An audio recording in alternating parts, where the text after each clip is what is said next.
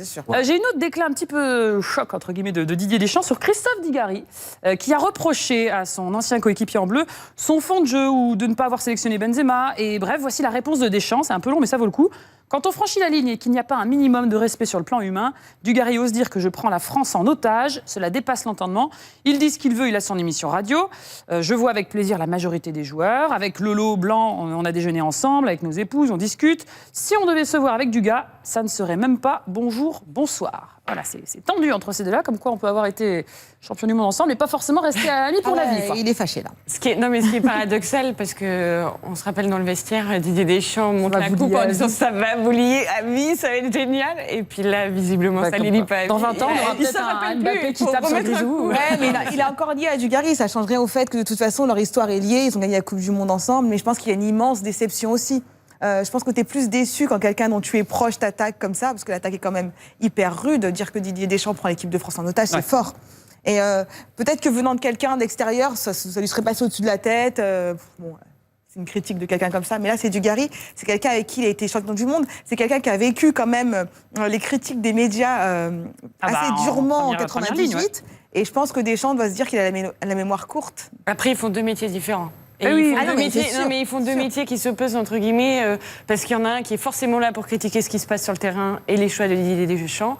En plus, connaissant Dugarry, qui est très proche de Zidane et qui est très proche de Karim Benzema, forcément, il y avait une petite mésentente à partir de là, dès la liste. Et forcément, Didier Deschamps, lui, maintenant qu'il est invincible et, entre guillemets, super-héros à tous les points de vue, il supporte pas la critique. Enfin, moins, peut-être. Il a raison. Enfin, il est quand même champion du monde. S'il avait parlé avant de gagner, on aurait peut-être un peu plus critiqué. Là, il a raison. Il vient de gagner un titre de champion du monde. Il a raison de se défendre et de dire ce qu'il pense. Oui, mais nous tous, sur le plateau le soir où il y a eu la liste des 23, tout le monde sur la liste a dit qu'est-ce que c'est que cette liste? Non, mais parce que là, la prise d'otage était vraiment sur le cas Benzema. Et sur le cas Benzema, je pense qu'il n'y avait pas énormément de débat dessus. Et revenir là-dessus encore et encore. Il y en a eu des débats. Oui, mais au moment de la liste, est-ce que ce débat-là méritait encore voilà. Débat, hein. Donc, je pense que ça lui était resté en travers de la gorge, et pour qu'il en parle là dans l'interview, c'est que vraiment ça a dû le toucher, le blesser, parce que les mots sont forts, encore une fois. On fait quand même des émissions, et moi le premier, je suis dedans, j'ai souvent la dent dure, donc parfois on va un peu loin. C'est vrai que parfois on va un peu loin, c'est vrai que parfois on peut choquer, c'est vrai que parfois on peut vexer. Moi je retiendrai des deux, parce que les deux sont deux garçons intelligents.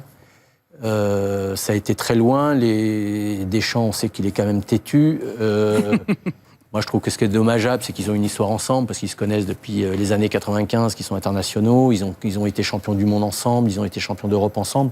Je trouve que c'est dommage. Je trouve que ça ternit un petit peu l'image de champion qu'on a tous, des étoiles plein les yeux. Ça les regarde, c'est leur histoire. Je pense qu'ils sont, eux, suffisamment intelligents pour s'appeler, pour s'expliquer, s'engueuler hors médias. Et que ça se tasse, je crois que ça ferait du bien pour tout le monde. Et je crois que tout le monde, l'entourage, parce que Deschamps, il est gentil quand il dit, lui, il mange avec Lolo et tout, mais Dugarry aussi, il mange avec. Donc, il ne mange pas en même temps.